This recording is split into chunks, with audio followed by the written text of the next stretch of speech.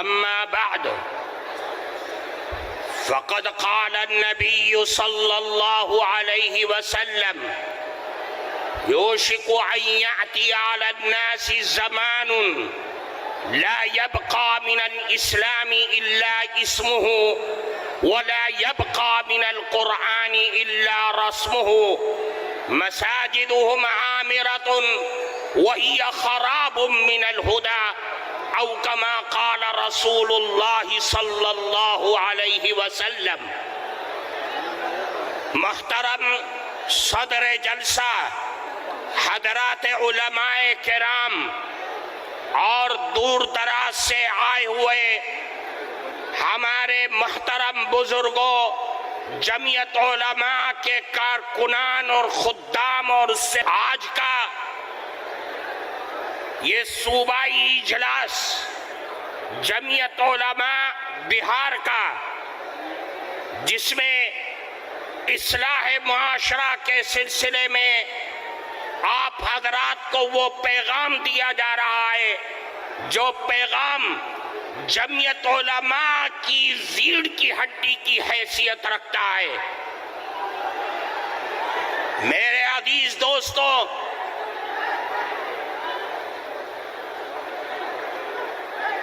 اصلاح معاشرے کا تعلق مسلمانوں کی زندگی سے وابستہ ہے، مسلمانوں کی معاشرتی اور معاملتی زندگی سے وابستہ ایک پیغام ہے۔ اللہ کے نبی جناب رسول اللہ صلی اللہ علیہ وسلم نے ایک موقع پر ارشاد فرمایا، قیامت تک آنے والے نسل انسانیت کو اور رسول اللہ کی رسالت پر ایمان و یقین رکھنے والوں کو یہ پیغام دیا اور پیشین گوئی فرمائی کہ دیکھو ان قریب ایک زمانہ ایسا آ سکتا ہے کہ لوگ نام کے مسلمان رہ جائیں گے، لیکن اسلام کا کام، اسلام کی تعلیمات اور اسلام کا نظام ان کی زندگی سے ختم ہو جائے گا۔ اور ایسے بھی حالات آ سکتے ہیں کہ قرآن جو اللہ کی کتاب ہے، اللہ کا کلام ہے، اس کلام کی آیات، الفاظ اور صورتیں باقی رہ جائیں گی، لیکن اس کی تعلیمات، اس کا حلال اور اس کا حرام، یہ سب کچھ انسان کی زندگی سے ختم ہو جائے گا۔ اور ایسے حالات آئیں گے کہ مسجدیں بڑی عالی شان ہوں گی، لیکن وہ مسجدیں ہدایت سے خالی ہوں گی، نمازیوں سے خالی ہوں گی، اور اگر نمازی ہوں گے تو اس نمازیوں کے دل اور دماغ دنیا میں لٹکے ہوں گے، اللہ کے سامنے خشوع اور خضوع کے ساتھ عبادت کرنے والے لوگ دنیا سے ختم ہو جائیں گے۔ میرے بھائیوں، میں آج اصلاح معاشرہ کے نام پر یہ پیغام جناب رسول اللہ صلی اللہ علیہ وسلم کا آپ کو دے کر کے یہ بتلانا چاہتا ہوں کہ اللہ کے نبی نے فرمایا کہ دیکھو ایسے حالات مت پیدا ہونے دینا، ایسے حالات کو جنم ہونے مت دینا کہ آپ کے درمیان سے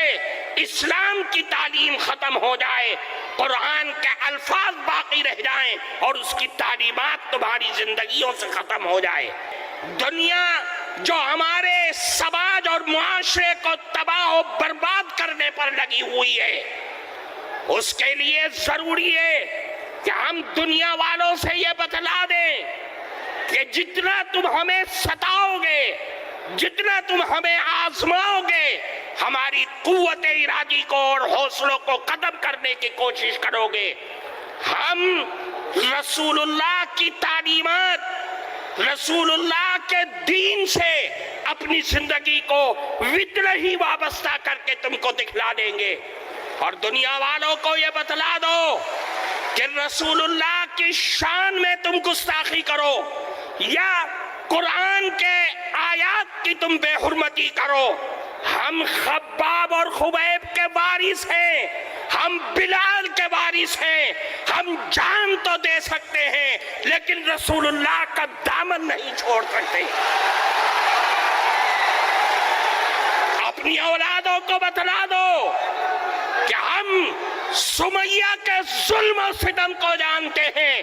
اس نے اپنی جان دے دی کفار مکہ کی برسوں کی نوک پر، ہم سب کچھ جانتے ہیں، ہم اس سمیہ کے وارث ہیں جو جان تو دے دیں گے لیکن رسول اللہ کی تعلیم کو اپنی زندگی سے ختم نہیں ہونے دیں گے۔ اور تم کیچڑ اچھالو، اللہ کی کتاب پر کیچڑ اچھالو، رسول اللہ کی ذات پر کیچڑ اچھالو۔ یاد رکھو میرے آقا چاند اور سورج ہیں، تم تھوکو گے چاند پر تو تمہارا ہی منہ کالا ہوگا۔ میرے عزیز دوستو، میں آپ کو اس اسٹیج پہ یہ پیغام دینا چاہتا ہوں کہ آپ یہاں سے اٹھ کر کے جائیں، اپنی اولاد کی صحیح تربیت کریں اور ان کو وہ پیغام سنا دیں جو حضرت ابراہیم نے، حضرت یعقوب نے پیغام دیا تھا کہ اے لوگوں وَوَصَّىٰ بِهَا إِبْرَاهِيمُ بَنِيهِ وَيَعْقُوبُ يَا بَنِيَّ إِنَّ اللَّهَ اصْطَفَىٰ لَكُمُ الدِّينَ فَلَا تَمُوتُنَّ إِلَّا وَأَنْتُمْ مُسْلِمُونَ۔ اے لوگوں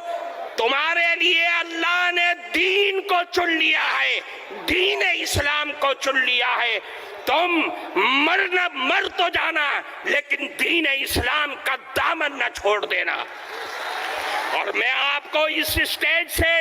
خیر سگالی کے طور پر یہ پیغام دینا چاہتا ہوں، اپنے اندر سے ڈر اور خوف کو ختم کرو اور یاد رکھو مسلمان کے دونوں ہاتھوں میں لڈو ہے، وہ جیے گا دین اسلام کے ساتھ جیے گا تو غازی بن کر کے جیے گا، اور اگر مرے گا دین اسلام پر تو شہید ہو کر کے مرے گا۔ یہ جمعیت علماء کا پیغام ہے، اس لیے میرے بھائیوں آپ یہاں سے جائیں، اپنی اولاد کی صحیح تربیت کریں، اس لیے کہ معاشرے کی سب سے پہلی سیڑھی اور سب سے پہلا زینہ اپنی اولاد کی صحیح تربیت کرنا ہے۔